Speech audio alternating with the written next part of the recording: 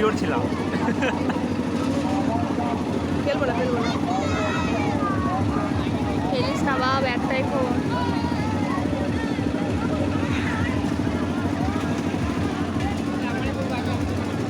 এবার দোকান আসেনি, প্রচণ্ড কম দোকান এসেছে। খাবারের দোকান কই ভালো ভালো?